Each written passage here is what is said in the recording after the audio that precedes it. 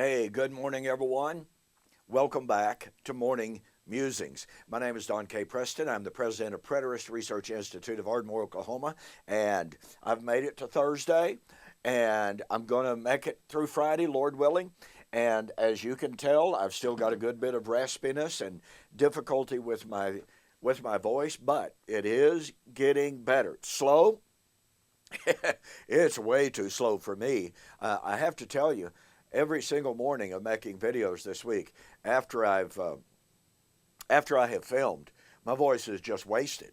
I mean, it's just like I go into coughing spasms and blah blah blah. So, pardon me, hasn't been much fun. I can tell you that. And so the great thing is, I'm on my way back up. Before I go any further, hey, listen, don't forget, we got Preterist Pilgrim Weekend coming up in July 15th through 17th. And we have some fantastic speakers.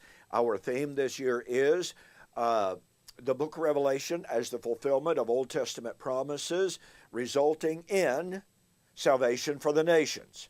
This is a very, very important topic and theme. And like I said, we've got some fantastic speakers lined up. You don't want to miss it. It will obviously, now it's not going to be live streamed. We've decided not to do that.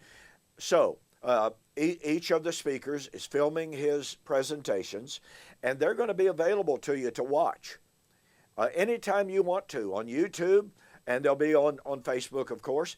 And so you'll want to avail yourself of that. And by the way, let me say thank you so very, very much. A few of you have actually sent us some gifts and contributions to help out with the expenses. We've actually added an extra speaker for this year, so that is extra expense. But believe you me, it's worth it. You're going to love this presentation. Okay, so be looking for that, and if you want to help with our expenses, believe you me, be greatly appreciated. Any amount whatsoever will help. We are paying the speakers as if we were bringing them in physically, so there's no reduced rate for what we are giving our speakers. Pretty sure they're glad to hear that. But anyway, again, we will tremendously appreciate any help that you can give us in this regard.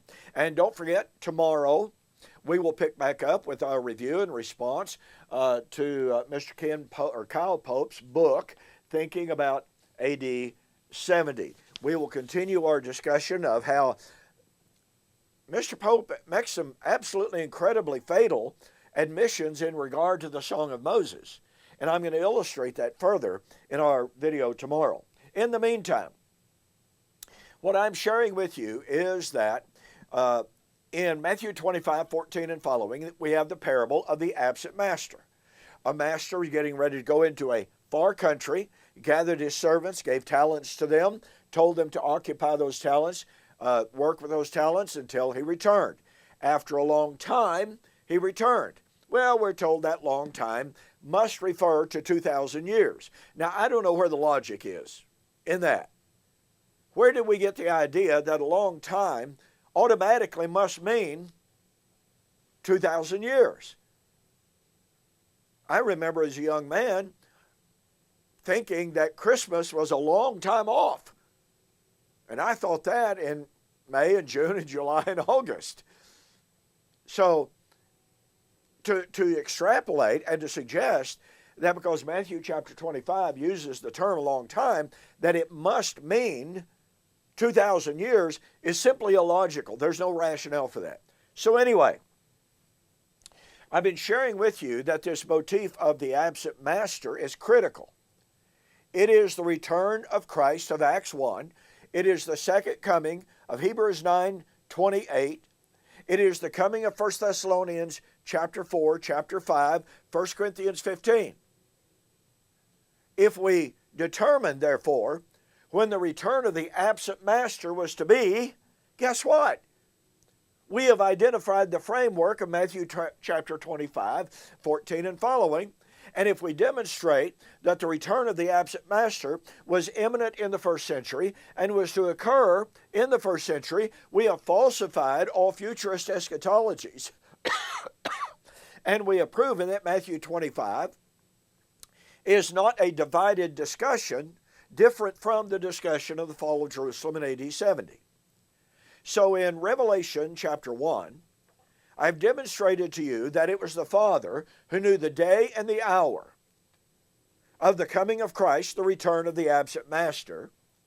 And it was the Father who was revealing to Jesus to show to the churches things, what things? The return of Christ, the judgment, the resurrection. These things must shortly come to pass. Well, again, we are told, well, shortly means rapidly, not soon. That's just one of the many attempts, failed attempts, that futurists make in order to negate the time statements. Isn't it amusing to you? Isn't it ironic that the futurists, they say, well, at hand, quickly, soon, shortly, etc. That can't mean imminent, but a long time has to mean a long time.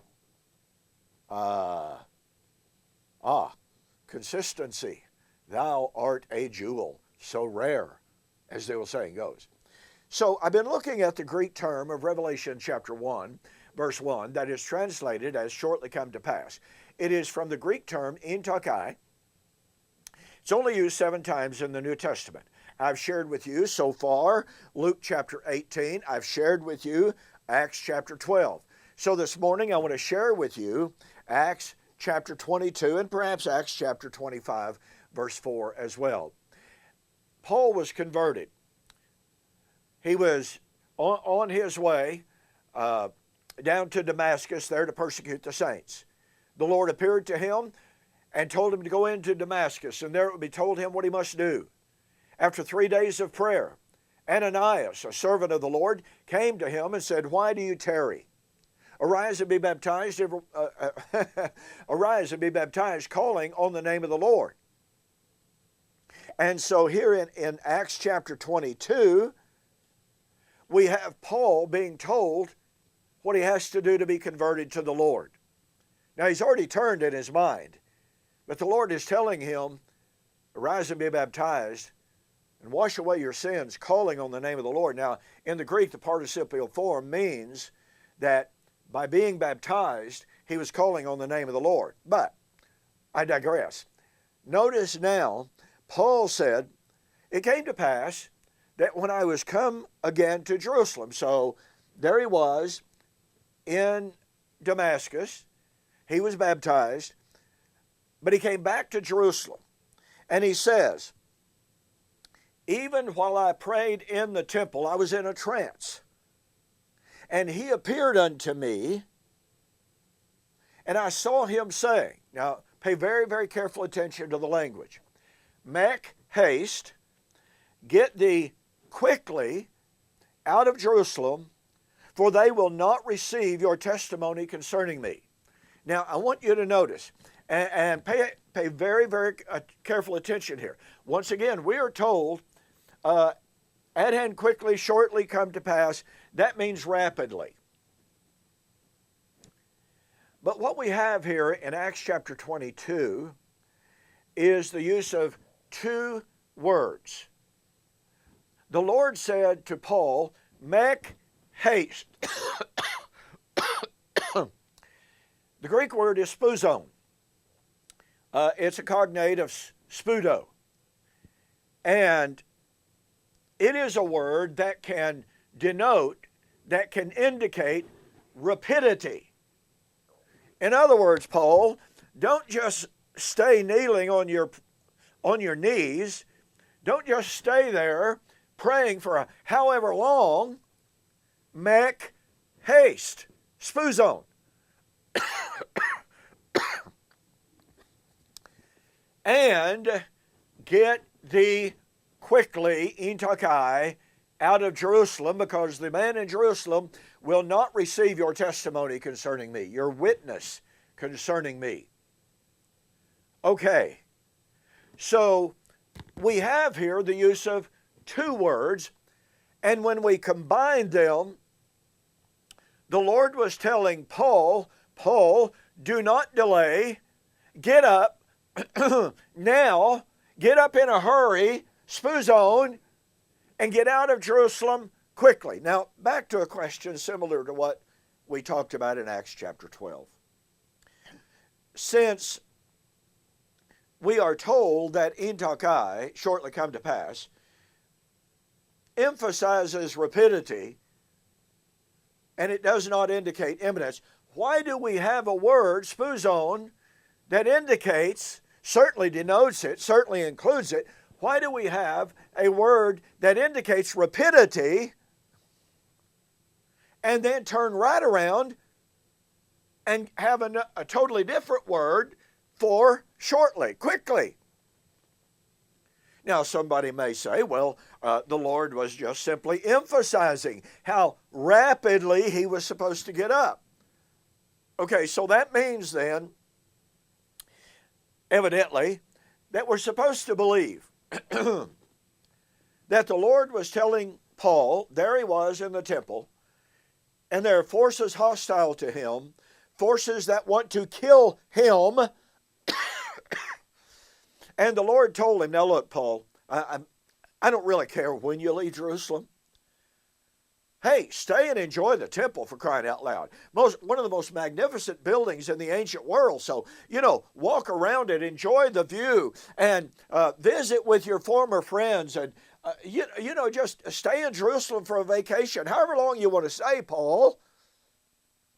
But I want to tell you, when you finally decide to leave, doesn't matter to me when, but when you finally decide to leave, I want you to either take the fastest horse or the fastest camel or the fastest donkey that you can find and ride with as rapid a pace as you can set and get out of Jerusalem. Rapidly. Don't worry about when. Just do it rapidly. Now, ladies and gentlemen, you know that's not what the Lord was saying. Now, remember, we're talking about a kind of action. Action being taken. Just as in Revelation chapter 1, John was being told about actions that were going to take place. In Acts chapter 12 and in Acts chapter 22, we're talking about actions taking place. We have one word that is used for rapidity, but it's used with a word to speak of imminence. So as I've shared with you, I am not by any stretch of the imagination suggesting that in Taxei cannot include rapidity. In this case, spuzon takes care of the rapidity issue, but the point of it is, in Taxei does not exclude imminence of action. And thus the argument that these things must shortly take place does not and cannot refer to the imminence of those actions is simply a specious argument. It is not a proper abuse or a proper use, It is an abuse, but it's not a proper use of the Greek. Kind of funny, and I got to hurry, I'm out of time here. On Facebook just recently, I've been accused of abusing the Greek. Well, I have challenged those detractors, show one time where I have abused the Greek. This has been going on for 2 weeks. And they just keep getting on there and say, well, you abused the Greek, you abused the Greek. And I come back and say, prove it. Show one example where I've abused the Greek. Now look, I don't make any claim to being a Greek scholar. No. I've never made that claim. But I've got Greek lexicons and grammars scattered all over my desk. I've got critical Greek commentators scattered all over my library. And I know how to read them. And I know how to use them. I try to be very, very conservative. That's the term I use. Anytime I make a claim about the Greek. So I'm not making comments about Greek based upon my own extremely limited knowledge of the Greek. Oh, no. I am calling on the best Greek scholarship in the world. And so I've challenged these individuals, prove where I've misused the Greek. And I'm issuing that challenge now. Show where I am abusing the Greek term in Taxei. The challenge is there. Let somebody step forward and prove that I'm abusing it. Well, I'm out of time, as you can tell. Don't forget, tomorrow we'll continue our review and refutation of the book Thinking About AD 70 by Brother Kyle Pope. Don't want to miss it. It's important. So I'll see you on the flip side.